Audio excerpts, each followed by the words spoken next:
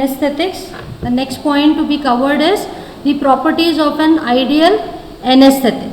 Okay, so there are certain properties which are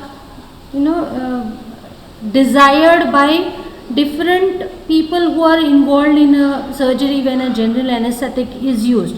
Okay, so some properties are expected by patient, certain properties are expected by the surgeon who is carrying out the surgery actually. Okay, and there are certain properties which are also expected by the anesthetist also, who is actually administering and maintaining and controlling that anesthesia. Okay, so let us see one by one what are those ideal properties which are expected from a general anesthetic. Okay, so for the patient, the general anesthetic, okay, it's or the anesthesia which is being produced, it should be pleasant and non-irritating to the person. Okay, because if it is an irritant one or if it is unpleasant, the person will not cooperate with the administration. Okay, and irritant general anesthetic will also tend to pose other problems like respiratory problems and all. Breathing difficulty may be produced, okay, or coughing, or the person may even resist the intubation also which is being tried. Okay, so also it should not cause any kind of nausea or vomiting while it is being administered, so that will also become inconvenient for that particular patient. Okay, so also induction and recovery both should be fast with no after effects. Okay, so induction should be quick. At the same time, once the operation or the surgery is over, the recovery after the anesthetic administration is stopped. At that time, the recovery from that anesthesia should also be quite quick. It should not happen that the person will remain drowsy or sleepy or unconscious, hours after it has been discontinued. So that's again an important property. Induction should also be quick, and also recovery should also be quick to occur with no after effects. That means there should not be any kind of adverse effects which are precipitated after the anesthesia has been discontinued. Okay, now generally anesthetics have certain after effects, or maybe during the anesthesia also there are certain complications. Now to overcome all these difficulties, certain medication are combined with the general anesthetic. Okay, so certain pre-anesthetic medication is given, that is before administering the anesthetic, certain medication are given, okay, to prevent certain events which are happening maybe during the anesthesia or after the anesthesia has been discontinued. We will see that at the end of the chapter.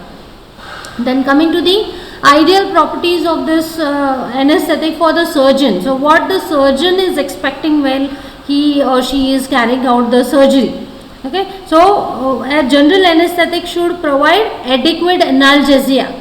That is, pain should be abolished. We have seen that the property, the cardinal feature of a general anesthetic is that it may abolish all the sensory perception, out of which the pain is the main one which may get affected. However, there are certain analgesics which do not possess a very good analgesic property. At that time, you may have to supplement analgesic also along with the general anesthetic. Okay, so this is a property which is expected by a surgeon, that your general anesthetic should produce an adequate analgesia also. That is, the pain should be completely abolished, so that if you are giving any kind of stimulus, surgical stimulus, it should not be felt by the patient. So also immobility should be produced. That is, the person should not make any kind of movements if the surgical stimulus or painful stimulus is given to that particular person. Okay, muscles should also be totally relaxed, because if there is a particular muscle tone, the operations may become difficult to be carried out if the muscles are having the basic tone. So you need the skeletal muscles also to be totally relaxed. So this is again one more property which is expected from the anesthetic. It should produce muscle relaxation also. However, there are certain agents which have muscle relaxant property, some which do not have this property. So again you may have to add a drug like skeletal muscle relaxant drug. Under that chapter also we had discussed it, that they are used along with the general anesthetic to produce the skeletal muscle relaxation. Okay, so sometimes certain anesthetic may not have this property. Actually, the surgeon wants your anesthetic itself to have this property of muscle relaxation. but certain anesthetics may not have it. We will see under the individual drugs. Okay, so that time you may have to add a skeletal muscle relaxant along with your general anesthetic. Another property expected by surgeon is that it should not be inflammable. Okay, it should be non-inflammable and non-explosive. That is, if the gas or the vapors which are generated from the volatile general anesthetic, if it is inflammable in nature, then it can be dangerous, because if at all there are small sparks or any kind of accidental, fire may take place, or explosions may take place, because surgery is carried out in operation theatres which are quite closed enclosures. Okay, it's a closed enclosure, so the vapors which are, if at all, if open system is used or semi-closed system is used, okay, wherein the vapors or your gas is allowed to escape out in the environment, at that time, if the gas is inflammable or explosive, then at that time it can produce a problem. So your anesthetic, it should be non-inflammable and non-explosive. So such anesthetics are preferred by the surgeon. Then coming to the ideal properties of general anesthetic which are expected by the anesthetist. Okay, so there are quite many properties which are actually expected by a general anesthetic. So these are the ideal properties which an anesthetic wants your general anesthetic to have. Okay, its administration, meaning administration of your general anesthetic, it should be easily administrable, controllable. Okay, so administration should also be easily controllable and versatile. Okay, adjustment should be very quickly possible with the administration. Okay, the next property expected is the margin of safety should be wide. Okay, there should not be any fall in BP. Okay, no doubt you are continuously monitoring your vital functions. Your BP is continuously being monitored over here to check if there is any deleterious effects. We will see under individual drugs. BP is also falling in certain influence of certain general anesthetic.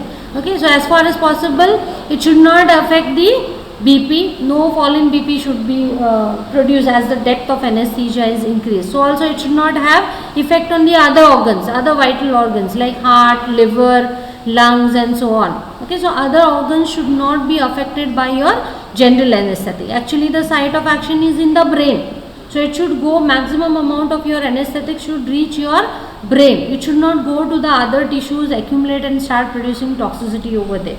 Okay, so ideally it should reach in more amount in your brain, which is your site of action. So also it should be potent. Okay, that is less amount of drug must be required to produce a particular amount of action.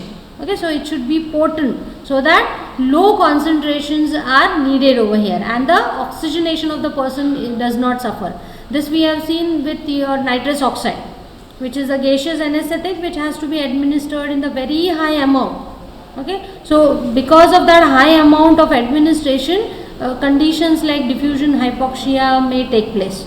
Okay, so oxygenation of the person may get affected or hypoxia may be precipitated over there. Okay, so if a general anesthetic is a potent one, low concentrations are required so that the oxygenation of the person may not get affected. Okay, so that's another ideal property which is expected. Okay, apart from that, the adjustments in the depth of anesthesia also should be possible. Okay, so if the depth of anesthesia is not appropriate, if the surgeon says no, I want a little bit deeper, the stages of anesthesia. Okay, because nowadays we have seen that the stages which we have covered, these are not quite, those changes are not quite visible nowadays. Okay, so the anesthetist should have to rely on certain properties to check whether the depth of anesthesia is appropriate or no. Okay, so if at all there is any problem, if suddenly the depth increases, the rapid adjustment should be possible for the anesthetist. Apart from that, it should also be cheap, stable and easily stored. Storage should not produce any problem. Okay, so also it should be cheaper. Okay, if it is a costly one, then obviously no one will prefer for that. Also stability of your anesthetic is also very important. If it is not stable, okay, then again storage will become problem. It might get degraded. So again that will create a problem. Okay. Then it should not react with the rubber tubing or soda lime. Okay, so these are utilized wherein specialized machines are utilized to administer your anesthetic, specifically the inhalational type of anesthetic. Okay, so these are administered by utilizing specialized machines. There are two techniques we have seen: open drop method and the administration through the specialized machines wherein rubber tubings are used. Okay, so that your anesthetic, which is maybe in the gas form, it will be in a cylinder, or if it is in the volatile liquid, it will be vaporized, and those vapors should reach the patient. Okay, so rubber tubings are used for that. Soda lime is used, through which your anesthetic has to be passed if at all the closed system is used. So your anesthetic should not react with these, either the rubber tubings which are used or the soda lime which is used in the closed system. So it should not react. If it reacts, then its form will change, so again it will create a problem. Okay, so sufficient amount of anesthetic will not be administered appropriately to that particular patient, or if it reacts, then again it will create a problem. Okay. So these are the ideal properties. The next point, coming to the classification of the general anesthetic. Okay, so now here there are two main classes of general anesthetic. The first one is the inhalational general anesthetic, and the second class is the intravenous general anesthetic. Depending upon how it is administered, by which route it is administered, it is classified over here. Okay, now again within inhalational type of general anesthetic, it is again divided into two subclasses depending upon the form. Okay, so one general anesthetic, that is nitrous oxide, is available in the gaseous form. This is the only one gaseous general anesthetic which is available, that is nitrous oxide. Okay, and the second subclass under inhalational type of general anesthetic include volatile liquids. Okay, so over here these are liquid in nature, so they will evaporate. Volatile liquid meaning it will easily get converted into vapors. Okay, but sometimes specialized vaporizers are also used over here, so that your liquid general anesthetic should quickly get converted into vapors. So examples of volatile liquids are ether, halothane, isoflurane, desflurane and sevoflurane.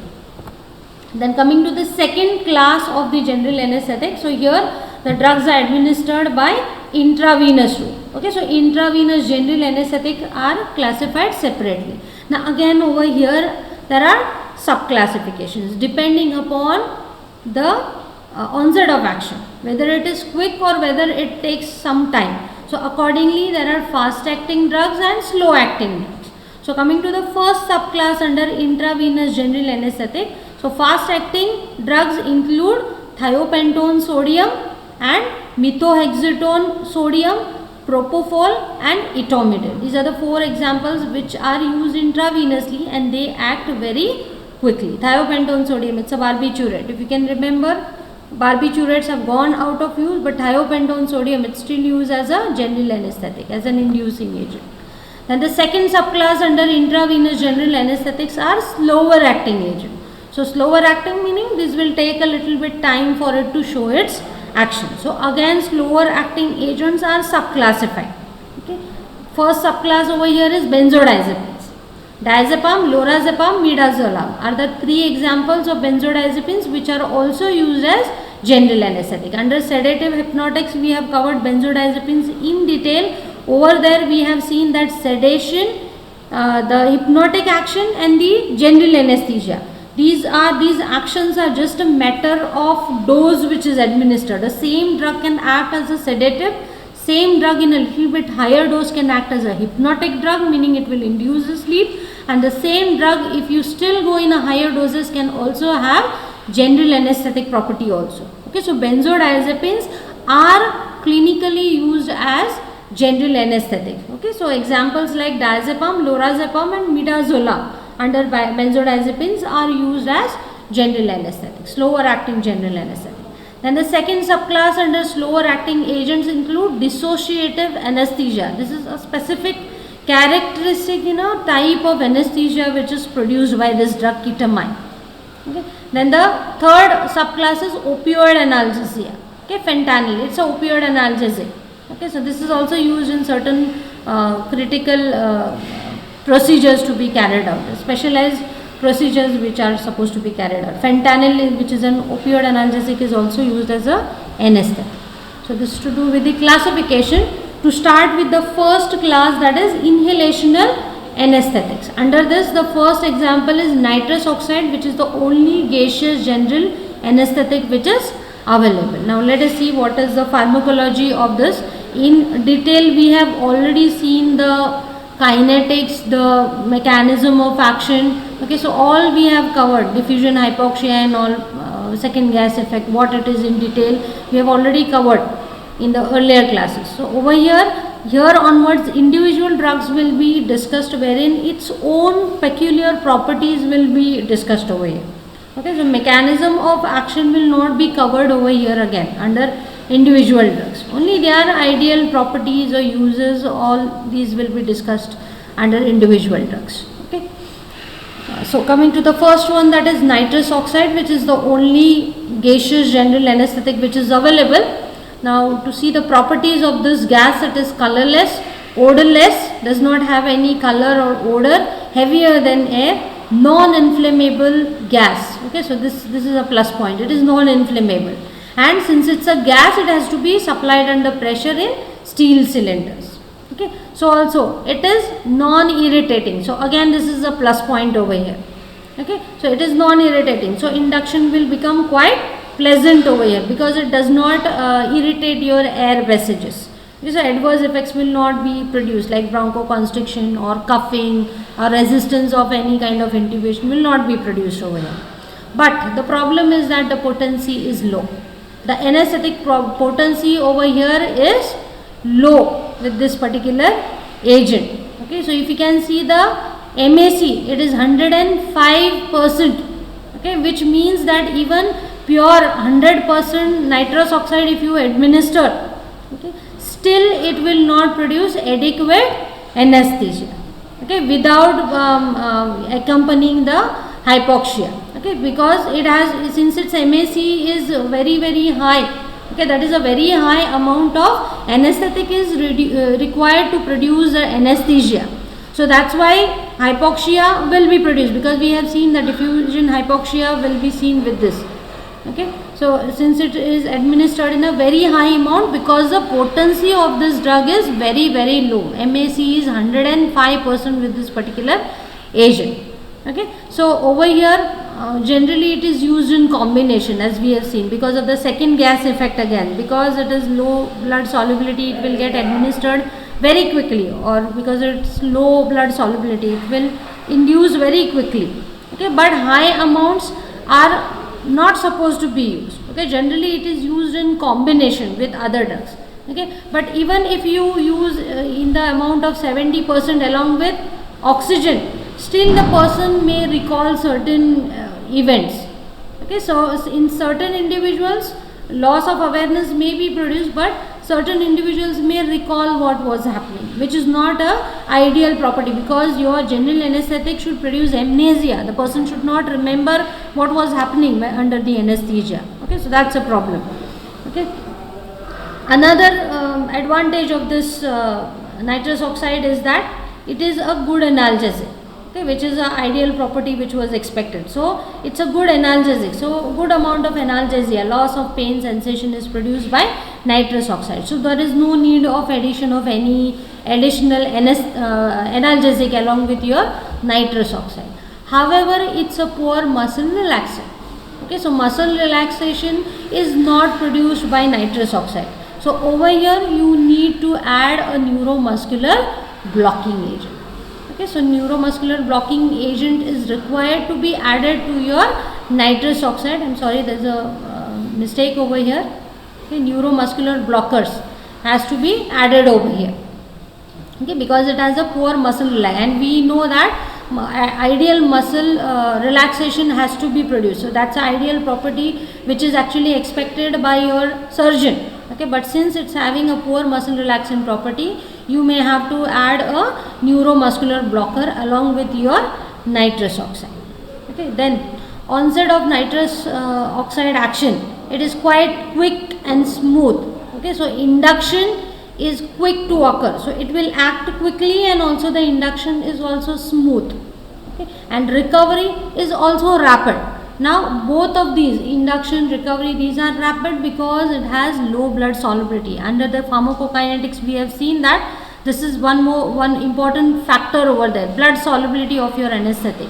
So if a anesthetic is having a high blood solubility, it will take time for it to increase its partial pressure in your blood, because your anesthetic from alveoli, it should reach your blood first, and blood will carry it to your brain, which is your site of action.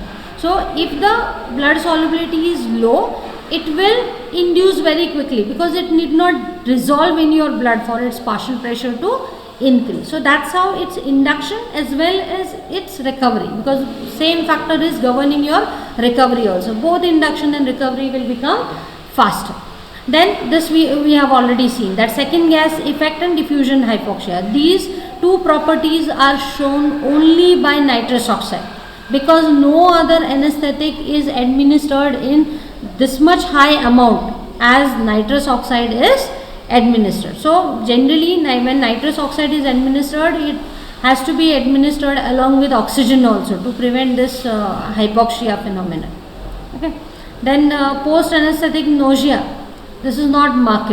Okay, so generally after the anesthetic is being discontinued, certain anesthetic may start producing nausea and vomiting, but that is not a problem with nitrous oxide. It will not evoke nausea or vomiting in the post-operative period. Okay. So generally whenever nitrous oxide is used, it is preferably used as a carrier or as a adjuvant.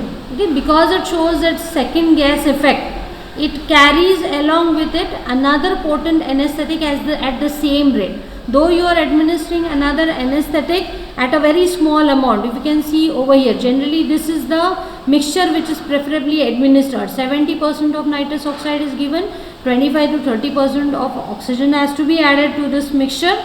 Okay, and another anesthetic generally is given along with it. 0.2 to 2% of another potent anesthetic is administered. Because of second gas effect, your nitrous oxide will carry this second anesthetic at the same rate at which the nitrous oxide is entering your brain, okay, or your blood. So induction of this potent anesthetic is also becoming quick. So it will also be entering your body very quickly or getting absorbed into your body very quickly. So that's how generally it is used as a carrier. So it is used as a carrier to carry another anesthetic along with it, and plus since it is also itself a general anesthetic, it will also act as an adjuvant. It will supplement the action of your another potent anesthetic, so that the amount of anesthetic, another anesthetic which is administered is very low. Okay, so it's administered in quite a low amount, still it will show very good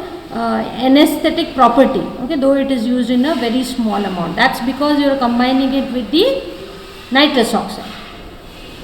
Okay, so that's how you can reduce the concentration, as I told you, up to 1/3 of the concentration which is required individually when this anesthetic was used. So you can give the 1/3 amount of this anesthetic, it will produce the same amount of anesthesia as if it was given alone, but here the amount is reduced to 1/3 of what was given when it was supposed to be administered alone. Okay. Then coming to the other effects, okay, like if it affects the other systems. Now here nitrous oxide, it has little effect on the respiration or heart, on the BP.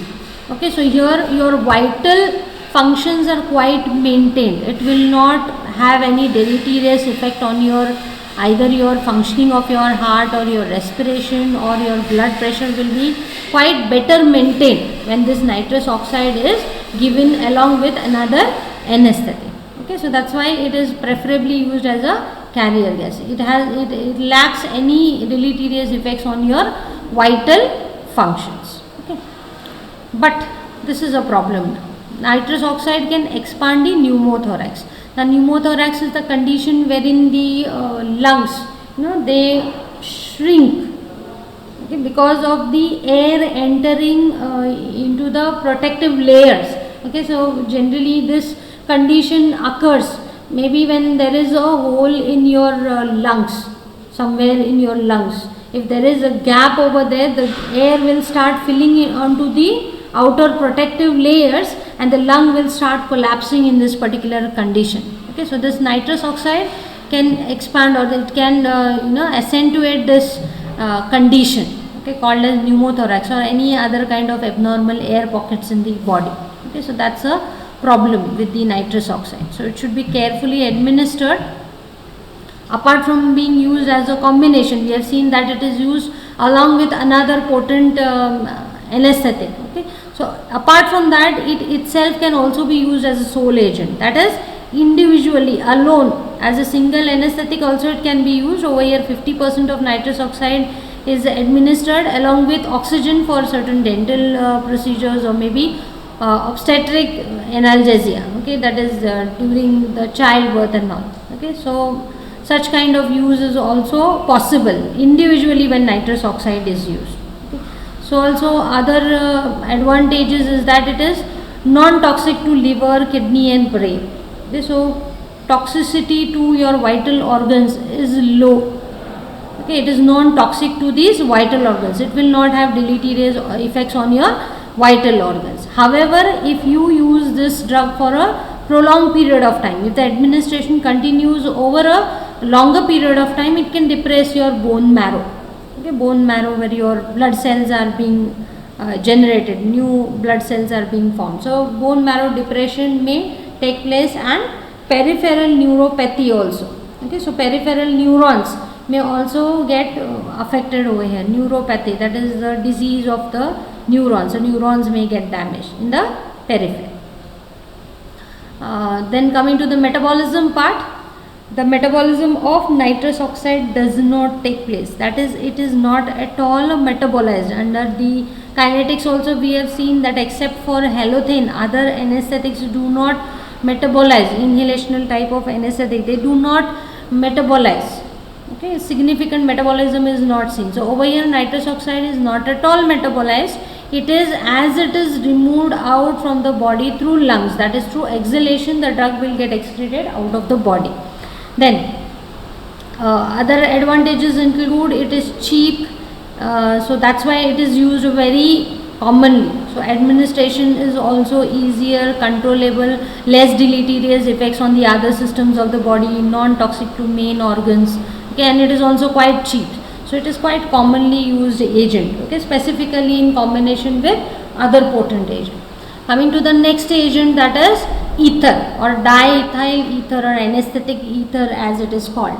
Okay, so ether is also used as a general anesthetic, okay, but less popular nowadays. Okay, so ether is the one with which the scientists had actually presented those stages of anesthesia. Okay, so here onwards starts the volatile liquids. Okay, so inhalational type which are found in the form of volatile liquids. So ether, it is a volatile liquid, so it will evaporate very easily, it will vaporize very easily, so it will get converted into vapors, and those vapors are again administered by the to the patient. Okay, so now coming to the properties of ether. Now actually it's a highly volatile liquid, so it will vaporize very easily, that's a plus point, but it produces irritating vapors, so that's not a good sign. So also these vapors are inflammable and explosive.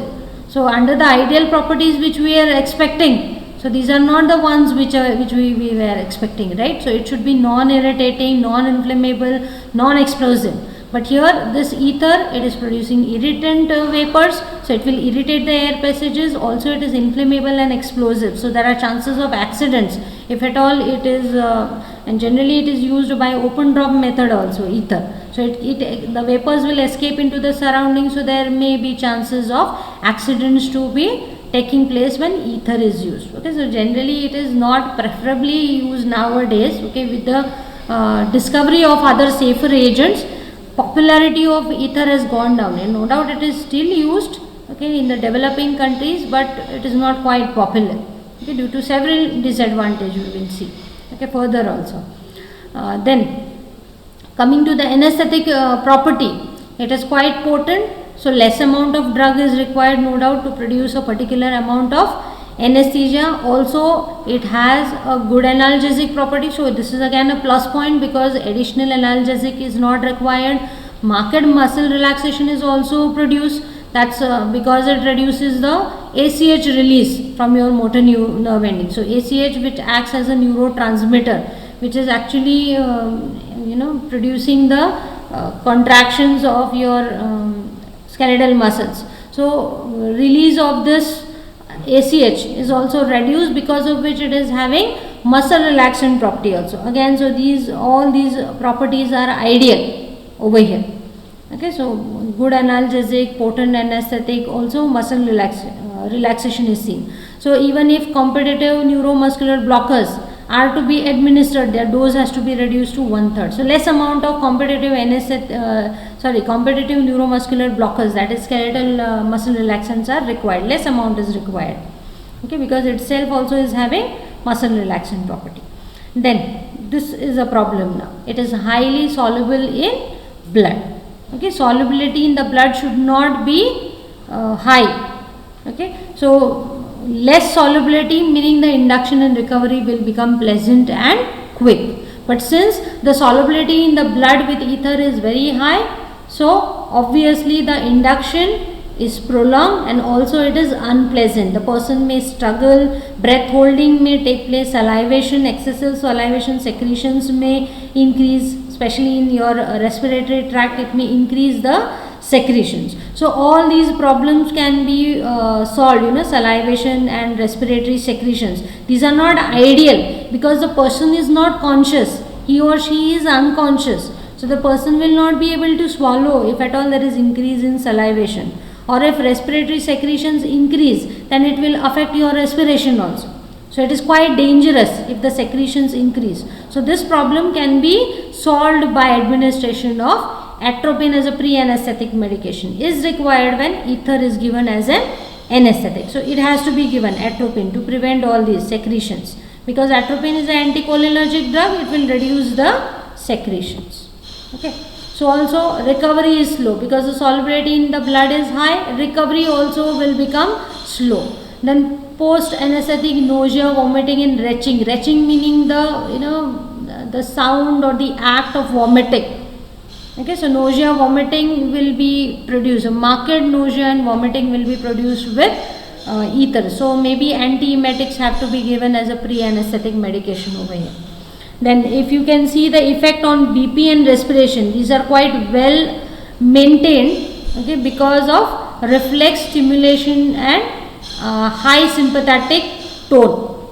Okay, so because of this BP will not fall, or even reflexes are maintained, they are not lost. So respiration also will be maintained. Okay, so drop in BP or respiratory depression problem will not be seen over here. So also it does not sensitize your heart towards the arrhythmia which is precipitated by ADR. This property we will see. Okay, certain general anesthetic will sensitize your heart towards the arrhythmias which are precipitated by ADR, which is a pressure agent. Okay, adrenaline. Okay, so this problem is not seen with the ether. It will not precipitate arrhythmia even if adrenaline is administered along with it. Even hepatotoxicity is not seen with ether. Okay, other anesthetics have, certain anesthetics they produce hepatotoxicity also, which is not seen with the ether. Okay, so ether as such we have seen that it is not used in the developed countries. Okay, because so many disadvantages are seen with the use of ether. Okay, induction is not proper, irritant vapors, inflammable, explosive and all that. Okay, though other systems are not affected, nausea, vomiting will be produced.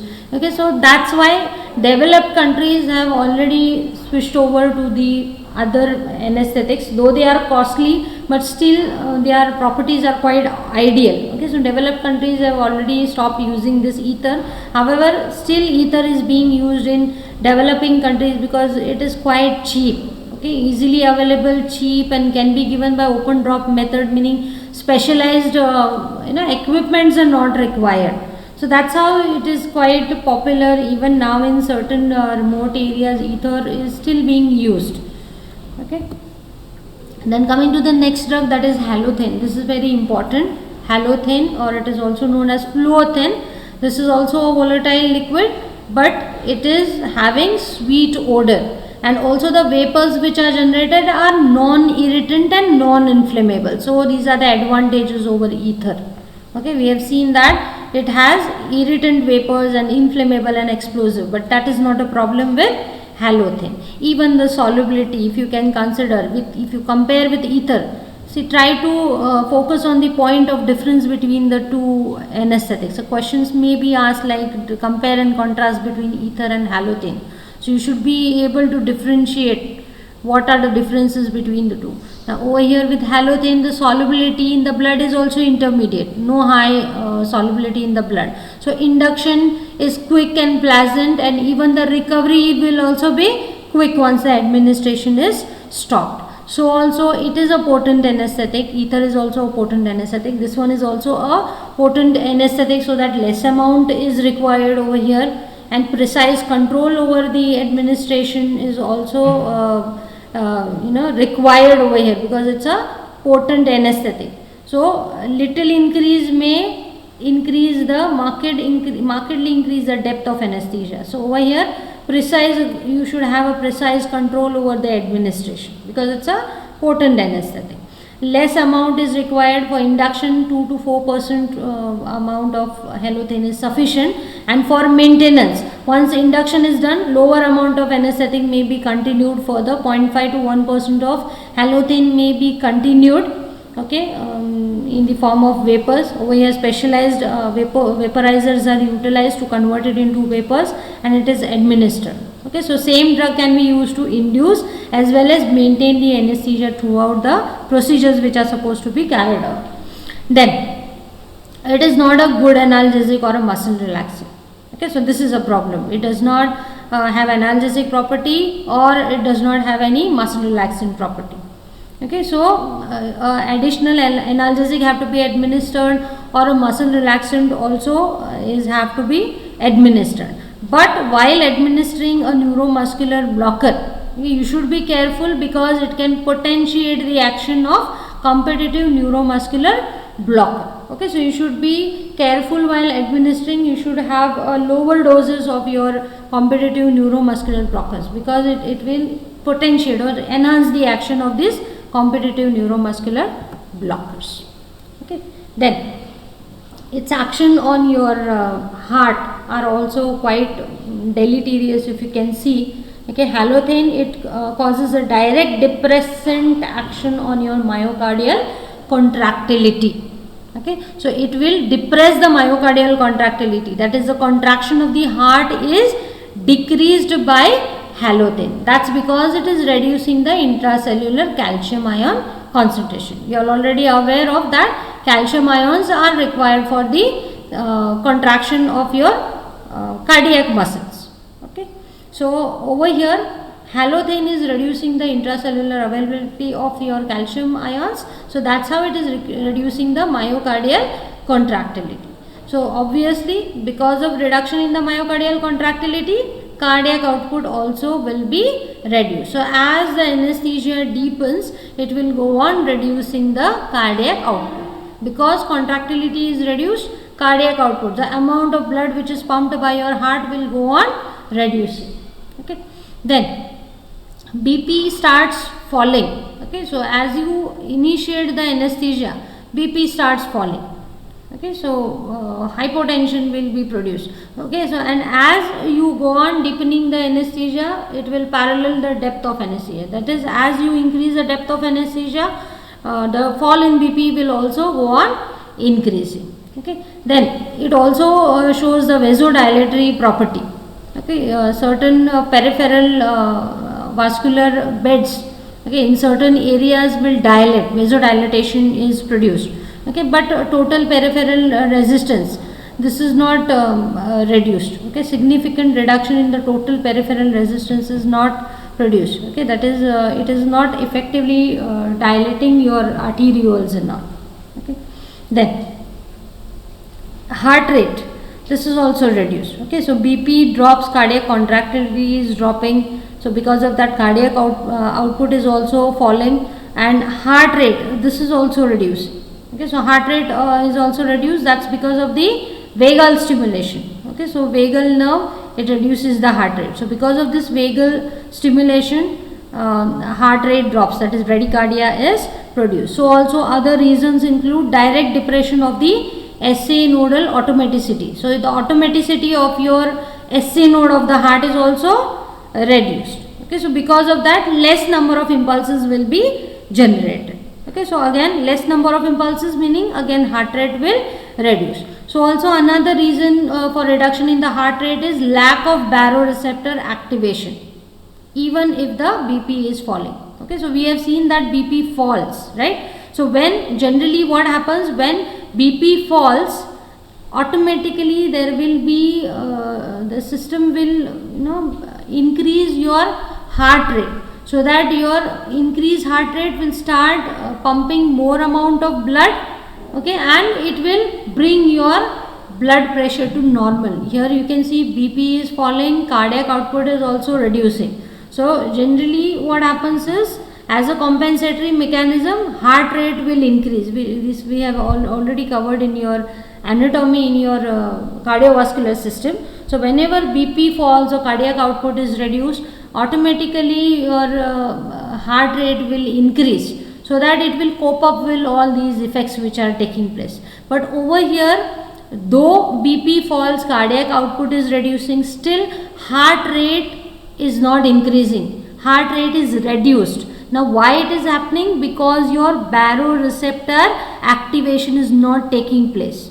Okay, baroreceptors are those the stretch receptors, okay, which are located in your major blood vessels, which are monitoring the stretching of your blood vessel wall. Okay, so whenever there is fall in BP, there will be less of stretching, so automatically it will send a signal, okay, to your vital centers, and it will start increasing your heart rate, and that's how it will try to bring back your blood pressure to normal. But here what is happening? There is a lack of baroreceptor activation. So this baroreceptor reflex, which is one of the important factor in controlling your BP or maintaining your BP into normal level. So this is not getting activated. That's the reason why the heart rate remains low. Okay, so it is not producing any kind of compensatory mechanism to bring back your BP to or cardiac output to normal. Another effect on your heart is that the ADR.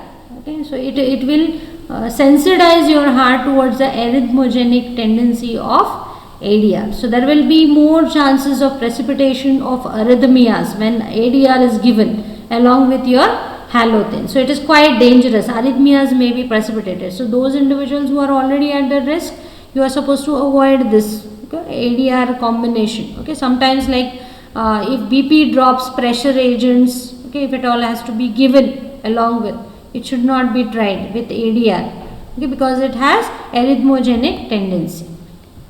Okay, then effects on your respiratory system. Okay, halothane, it causes depression of the respiration. Okay, so it has a respiratory depression property also. So breathing is shallow and rapid. Okay, so the person may not be appropriately, breathe appropriately. Okay, and that too it will be rapid. Why rapid? Because the partial pressure of your carbon dioxide in the blood is increased. Okay, so obviously compensatory mechanism will come into picture, in your respiration will increase a little bit. Okay, though halothane, it is having depressant action on your respiration. Okay, though it is rapid, still it will be shallow. Okay, so because of this, the partial pressure of carbon dioxide in your blood is increased. Okay, supposing if you do not provide any assistance, okay, so ventilation, if it is not proper ventilation, if it is not provided, then partial pressure of carbon dioxide in your blood may increase, because it has depressant action on your respiration. The another action it has is cerebral blood flow increases. Okay, so blood flow to your brain will increase over here. So more amount of your anesthetic will reach your brain. That's a plus point. Okay, so over here, to avoid this, generally ventilatory support and oxygen administration is frequently required, to avoid any kind of hypoxia. Here even hypercarbia, that is increase in the carbon dioxide level, is also taking place, so you may require ventilatory support. So also another deleterious effect is that it may accentuate the perfusion ventilation mismatch. Okay, so like what is seen in emphysema, there is a ventilation perfusion mismatch. Okay, so perfused alveoli may not be well ventilated, that is sufficient amount of oxygen may not reach over here, even though sufficient amount of blood is reaching, or vice versa is also possible. Okay, so such a type of condition is accentuated or enhanced when this halothane is administered. Okay, so that's because it produces vasodilatation in the hypoxic alveoli, meaning those alveoli, hypoxic alveoli, meaning over here oxygen amount is low. So in those alveoli where there is less amount of oxygen, over there this halothane will result in vasodilatation. Okay, so these blood vessels will dilate, but here the oxygen levels are low over here. Okay, so it will result in the perfusion ventilation mismatch over here. Though here blood circulation is increased, but these are not well ventilated. The oxygen amount over here will not be high. So again it will result in the problem. So over here again your ventilatory support is essential and oxygen supply may be essential over here.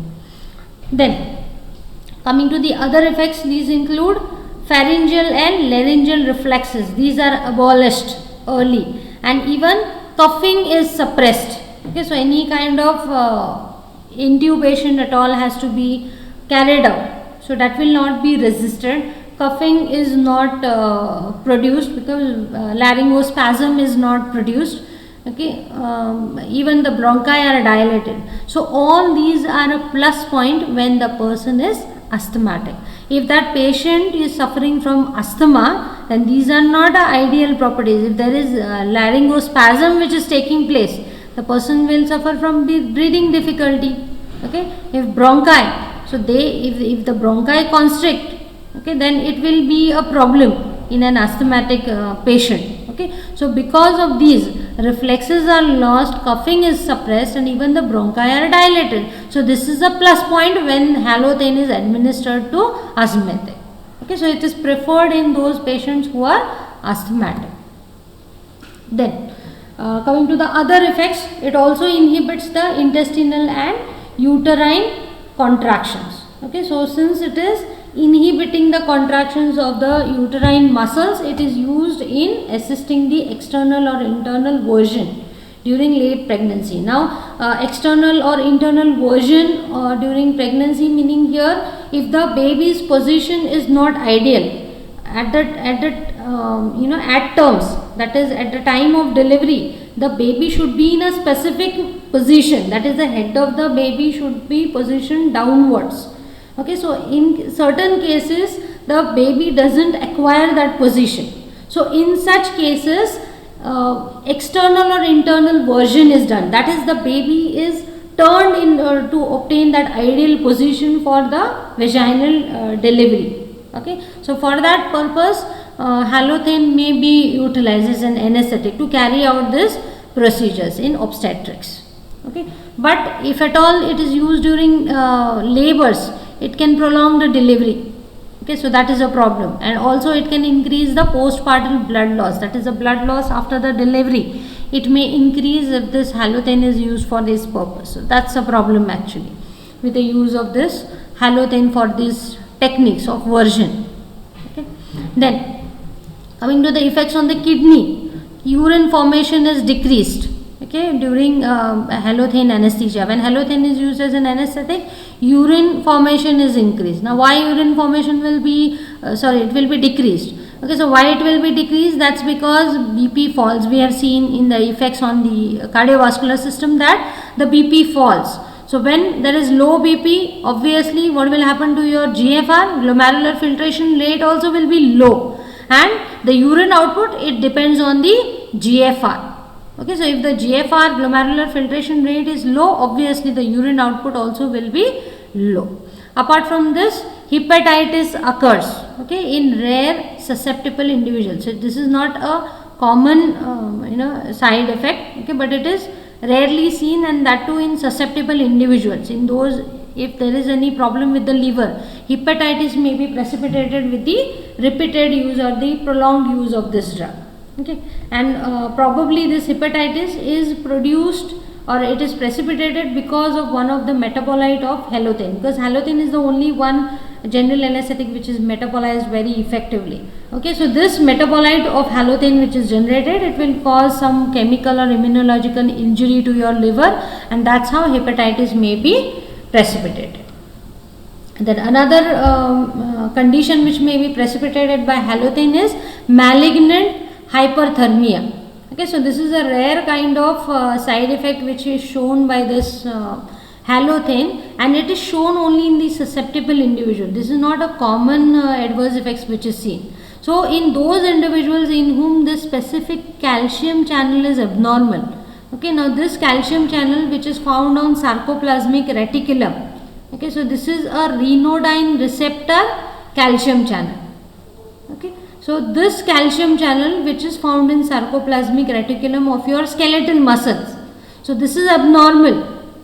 Okay, so calcium channel, what is the role of calcium channel in sarcoplasmic reticulum? Calcium is stored in the sarcoplasmic reticulum, right? And whenever it is required, whenever the muscle, the skeletal muscle have to contract, this calcium which is stored in sarcoplasmic reticulum, it is released and it will result in contraction of your skeletal muscles as and when required. But here what is happening in the susceptible individuals in whom there is abnormality with these calcium ion channels. So what will happen over here? Because of this abnormality in the calcium ion channels, halothane, when it is administered, there will be a massive release of calcium. The stored calcium which is there in your sarcoplasmic reticulum in your skeletal muscles will be released in a very high amount. Okay, so there will be massive increase in the intracellular calcium ion concentration, and because of this very high calcium ion concentration, there will be persistent contraction of your skeletal muscle. Okay, so skeletal muscles will show persistent, that is continuous contractions in your skeletal muscles will be seen, and because of this increased contractions in your skeletal muscles, it will result in increased heat production. That is, it will increase the amount of heat which is generated, because skeletal muscles are excessively contracting. So metabolic change, metabolic effects will start generating more and more heat, and that's how hyperthermia is produced over here. And this condition is accentuated when this succinylcholine is given. This is also a skeletal muscle relaxant. This also shows the same property. Same problem is also seen with this succinylcholine. So when this is combined with halothane, it will accentuate this condition. So to control this particular adverse effect of malignant hyperthermia, rapid external cooling have to be given. Okay, cooling of the external cooling have to be done. Bicarbonate infusion is required. 100% of oxygen inhalation may be required, and IV dantrolene is used over here to control this condition. This is a specific treatment which is used to control the malignant hyperthermia. Coming to the metabolism part, okay, about 20% of the halothane, it is metabolized. Okay, so whatever is entering your blood, okay, 20% of which it is getting converted into metabolite. One of it metabolite is also having adverse effect on your liver also. Okay, and rest of it, the remaining 80% is exhaled out as it is. So it is excreted by exhalation. Then the elimination of this drug continues over a period of time. Even after you discontinue the administration, still the drug will continue to be eliminating, 24 to 48 hours. Over 24 to 48 hours, the drug will continue to eliminate from your body. That's because this halothane gets accumulated in the fatty and the other tissues of your body. So it will, once you discontinue, slowly it will start coming out of these fatty tissues or other tissues where it has got accumulated, and that will slowly get eliminated out. Okay. Then the recovery from halothane anesthesia, this is quite smooth and reasonably quick. That's because the solubility is intermediate. However, shivering, some amount of shivering may take place during recovery. Nausea and vomiting, these are not evoked, okay, they are rarely to occur. So that's a plus point over here. Now again, psychomotor performance and mental ability, these may remain depressed, so that's a disadvantage. Okay, so even after discontinuation for several hours, your psychomotor performance will be affected, mental ability, your mentally you may not be recovered totally. Okay, so drowsiness or sleepiness will persist over a period of time even after discontinuation, because we have seen that it is slowly eliminated. So recovery is slow to occur, though it is smooth and it is pleasant, but still it is slow to occur. So it is since it is having so many advantages, it is one of the popular anesthetic which is being utilized over here, because it is cheap, non-irritant, non-inflammable, pleasant, induction recovery is quite pleasant. Okay, so because of all these advantages, these are used quite a lot. Okay, this Halothane. Okay, however, affluent countries, that means the developed countries or the rich countries, they have switched over to other anesthetics which have developed later, which are quite costly a little bit. Okay, but still they prefer those drugs, okay, because they are developed countries. Okay, but if you can consider, the developing countries are still using this Halothane. Okay, and because of its poor analgesic and muscle relaxant property, you may have to administer it along with the say an analgesic, opioid analgesic, or maybe nitrous oxide may be administered. So it may be combined with nitrous oxide for second gas effect. Okay, and also its analgesic and muscle relaxant problem also is solved up.